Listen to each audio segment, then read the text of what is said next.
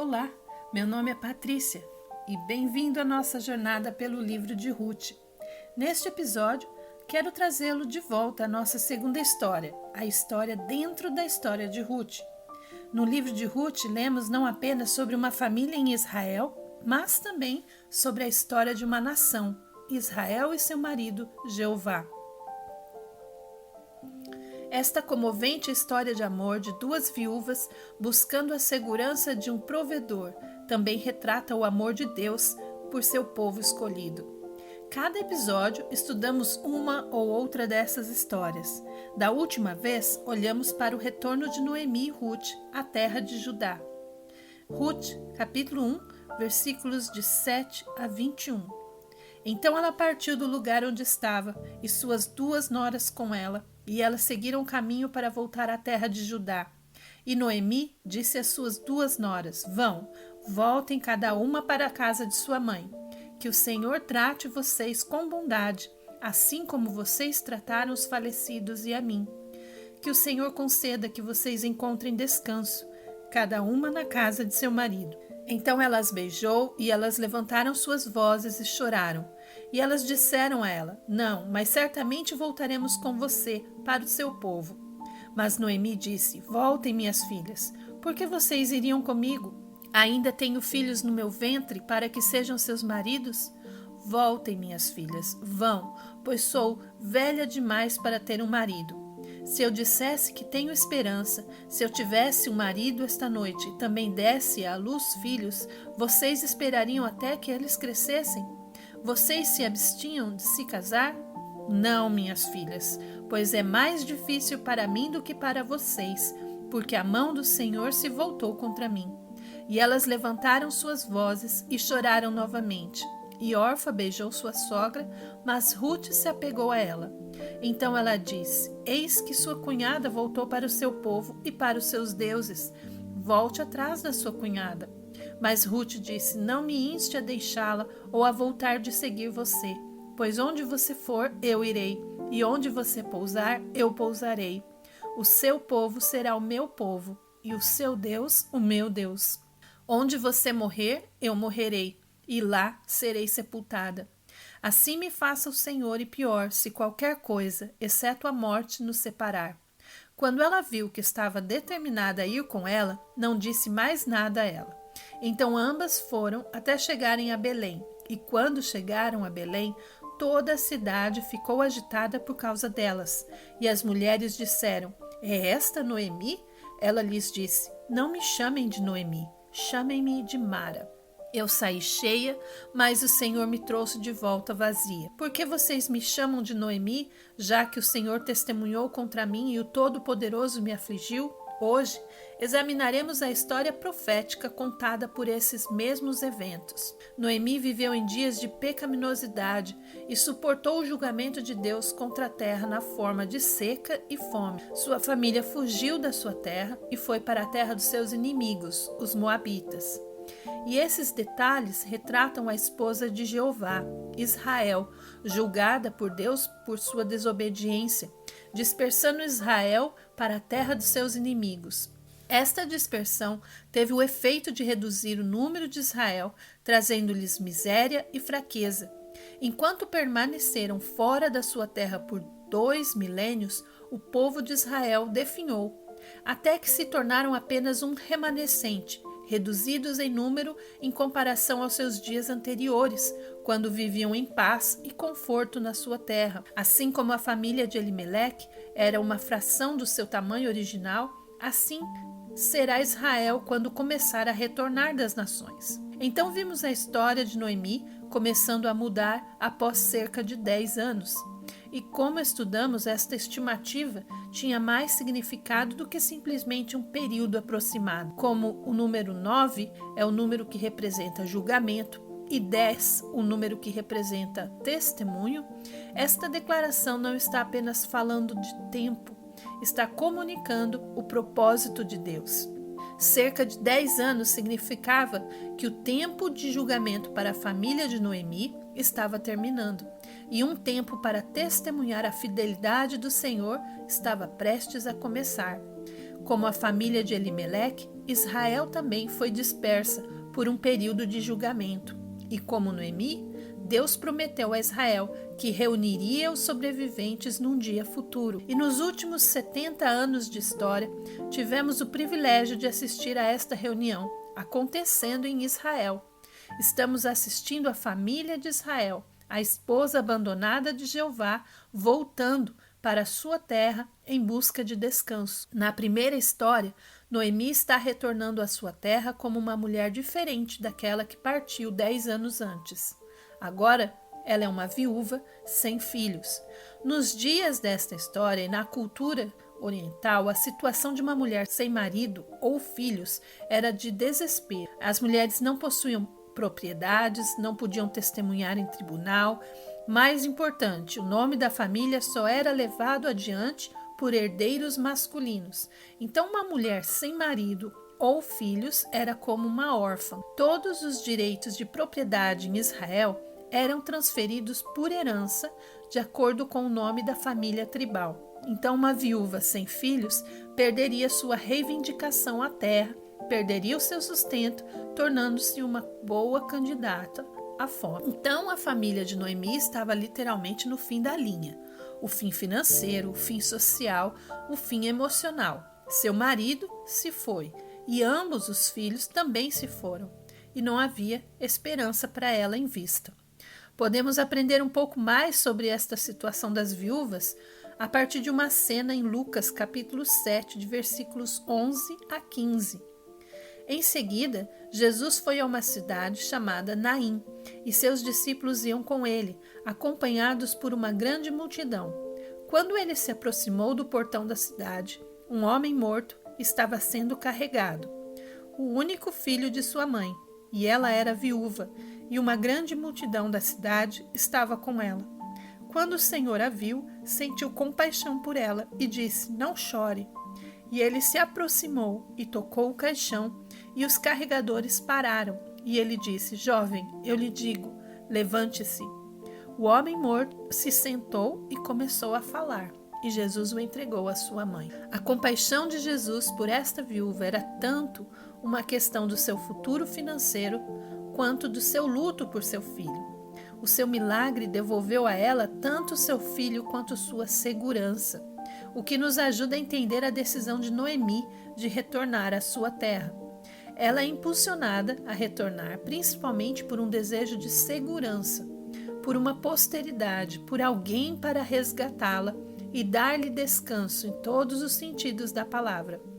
Então, conhecendo a situação de Noemi, o que aprendemos sobre a nossa outra viúva, Israel? Surpreendentemente, ao longo dos milhares de anos em que o povo de Israel foi disperso ao redor do globo, eles nunca deixaram de manter a sua identidade. Não há paralelo em toda a antropologia, que é o estudo científico da humanidade, do comportamento humano nas diversas culturas.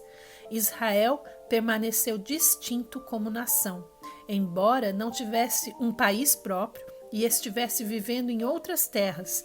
Esse tipo de coisa é muito raro de acontecer. Um grupo de refugiados pode permanecer distinto enquanto vive em outra terra por algumas gerações. Talvez até a sua língua e algumas tradições permaneçam após algumas centenas de anos. Podemos ver esta tendência em concentrações culturais, como em cidades com um grande número de chineses, italianos, alemães e outros aqui no Brasil. Mas esses grupos só conseguem manter a sua identidade porque as suas terras natais ainda existem, seus países ainda existem para fornecê-los com novos imigrantes regularmente. Sem esse fornecimento regular, os laços logo se dispersariam na cultura local. A sua identidade separada se perderia com o tempo. Imigrantes em sociedades maiores sempre se fundem, se misturam e assimilam a cultura maior. Mas não foi assim com Israel. Apesar de não terem uma terra natal, um país, por quase 2000 anos, os judeus permaneceram distintos de outras culturas onde quer que vivessem no mundo. Mesmo quando foram perseguidos e sistematicamente assassinados, mantiveram a sua identidade, língua, tradições, festas e sobreviveram. Vemos com muita clareza que Deus tem trabalhado para preservar um remanescente de Israel, para cumprir a sua promessa a Israel de preservá-los como um povo distinto entre os seus inimigos. Ironicamente, esta distinção foi a fonte de sua miséria. Eles foram o povo mais perseguido ao longo dos tempos desde a sua dispersão em 70 depois de Cristo. Sua forte identidade fez com que as nações, onde quer que vivessem, se voltassem contra eles. Teria até sido muito mais fácil para Israel simplesmente se misturar e se tornar parte da cultura onde viviam, mas Deus não permitiu que isso acontecesse.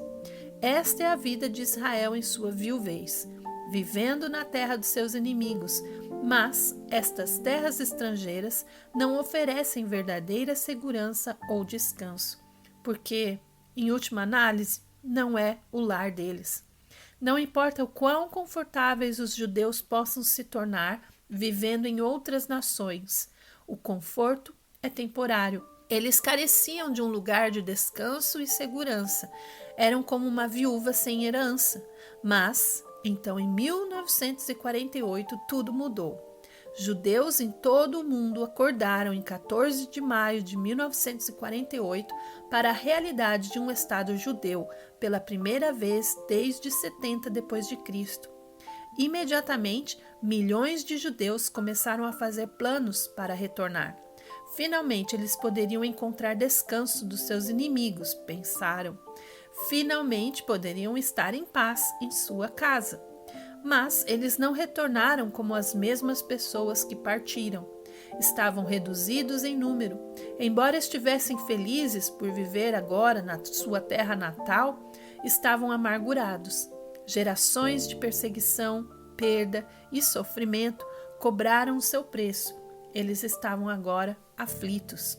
Lembre-se do que lemos da última vez, quando Noemi decidiu retornar a Israel. Em Ruth, capítulo 1, versículos 19 e 21. Então ambas foram até chegarem a Belém, e quando chegaram a Belém, toda a cidade ficou agitada por causa delas. E as mulheres disseram: é esta Noemi? Ela lhes disse: não me chamem de Noemi, chamem-me de Mara, pois o Todo-Poderoso tem lidado muito amargamente comigo. Eu saí cheia, mas o Senhor me trouxe de volta vazia. Porque vocês me chamam de Noemi, já que o Senhor testemunhou contra mim e Todo-Poderoso me afligiu? Como a viúva Israel, Noemi retornou quando soube que havia oportunidade novamente em Israel. Mas ela retornou aflita, reduzida em número, amargurada, mas não retornou sozinha. Acompanhando-a estava Ruth. Mas vamos pensar um pouco agora sobre o que Ruth poderia esperar do seu futuro em Israel. Como Noemi, ela era uma viúva, mas era jovem o suficiente para esperar uma oportunidade de se casar novamente. Mas Ruth deixou a sua terra natal, onde seria livre para se casar com qualquer um.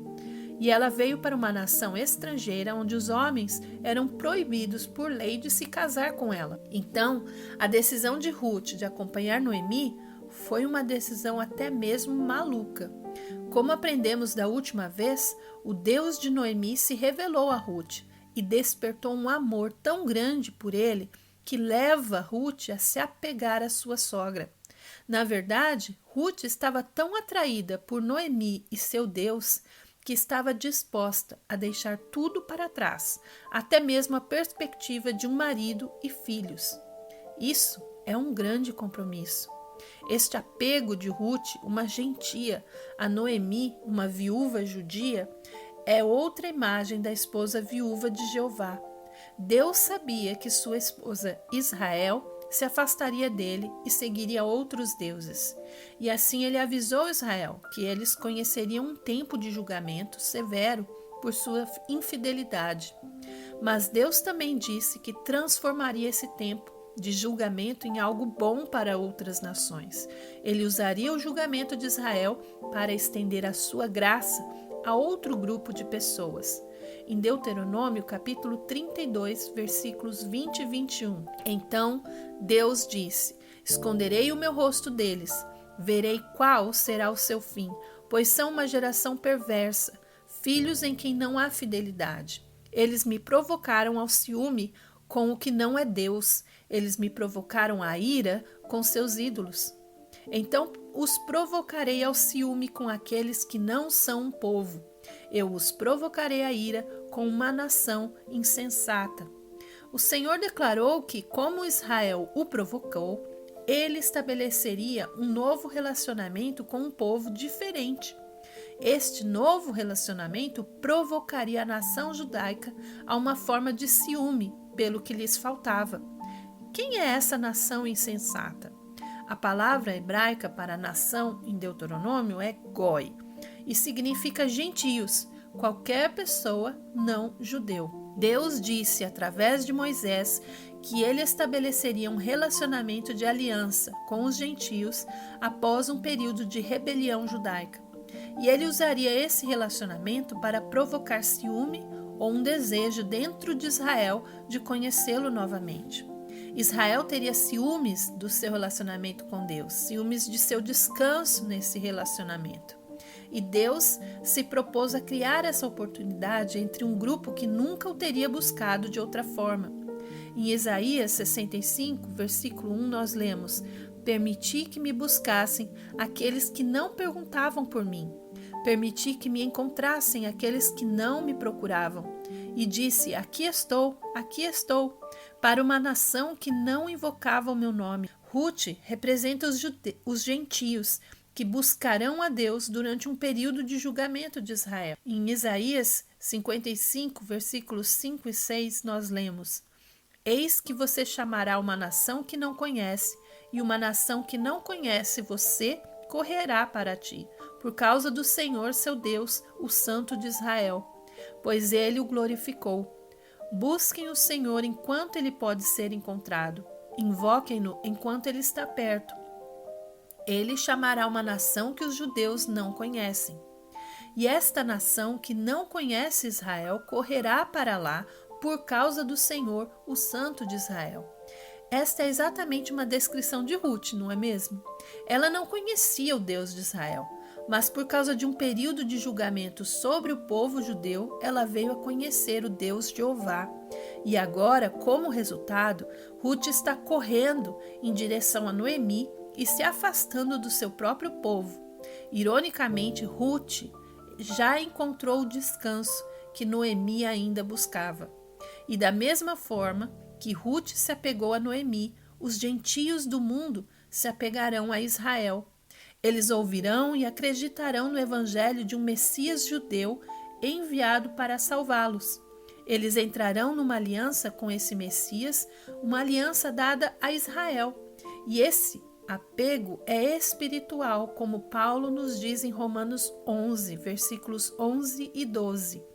Então eu digo, eles tropeçaram para que caíssem? De modo nenhum, mas pela transgressão deles veio a salvação aos gentios, para provocá-los ao ciúme. Ora, se a transgressão deles é riqueza para o mundo, e o fracasso deles é riqueza para os gentios, quanto mais será a sua plenitude. Paulo explica que Deus colocou a nação judaica de lado por um tempo, mas o pecado de Israel abriu um caminho para que as nações gentias conhecessem o Deus verdadeiro. Paulo queria que a igreja entendesse que o julgamento de Israel foi o meio para a sua bênção. Um futuro dia de restauração de Israel seria um tempo de glória para o mundo. E no versículo 12, Paulo diz que se Deus pôde produzir tanto bem a partir do julgamento de Israel, quanto mais Deus produzirá ao restaurá-los. Em Romanos capítulo 11, versículos 17 e 18, mas se alguns dos ramos foram quebrados, e você, sendo uma oliveira brava, foi enxertado entre eles e se tornou participante com eles da raiz rica da oliveira, não se vanglorie contra os ramos, mas se você se vangloria, lembre-se de que não é você que sustenta a raiz, mas a raiz que sustenta você. Paulo usa esta analogia de uma oliveira para representar Israel e as nações gentias. A árvore de Israel foi podada por desobediência com ramos quebrados. Então Deus começou a enxertar ramos não naturais, que é a igreja. Os gentios não são a árvore natural que Deus plantou, mas ele os enxertou na árvore pela fé na aliança dada a Israel. Então recebemos o nosso sustento, espiritualmente falando, da nação judaica. Devemos nossa própria vida espiritual ao povo judeu. Assim como Ruth, que em fé e amor reconheceu que seu relacionamento com essa mulher judia era sua única linha de vida para o Deus de Israel. E nós somos como Ruth, gentios espiritualmente ligados a Israel pela nossa fé no Redentor de Israel. Em Efésios, Paulo nos diz, capítulo 2, versículos 13 a 18: Mas agora em Cristo Jesus, vocês que antes estavam longe, foram aproximados pelo sangue de Cristo. Pois ele é a nossa paz, que de ambos fez um e derrubou a parede de separação que estava no meio, a inimizade, abolindo em sua carne a lei dos mandamentos contidos em ordenanças, para que em si mesmo criasse dos dois um novo homem, fazendo a paz, e reconciliasse ambos em um só corpo com Deus, por meio da cruz, destruindo por ela a inimizade. E vindo ele, evangelizou a paz a vocês que estavam longe e paz aos que estavam perto, porque por ele ambos temos acesso ao Pai em um Espírito. A Igreja e Israel são unidos pela fé em um Deus comum. Paulo não está dizendo que a Igreja e Israel se tornam a mesma entidade ou que nós substituímos Israel. Ele ensina claramente aqui e em outras passagens também que Israel permanece distinto da Igreja. Judeus cristãos são bem-vindos ao corpo de Cristo hoje, mas ainda assim são parte da nação de Israel aqui na terra. E uma das melhores evidências da distinção contínua entre Israel e a igreja é a simbologia na história de Ruth. Quando Ruth vem conhecer e seguir o Deus de Noemi, Ruth e Noemi se fundem numa única pessoa? Ou Ruth substitui Noemi na história, empurrando-a para fora do caminho? Não, as duas permanecem distintas, mas são unidas espiritualmente pela fé e amor pelo mesmo Deus.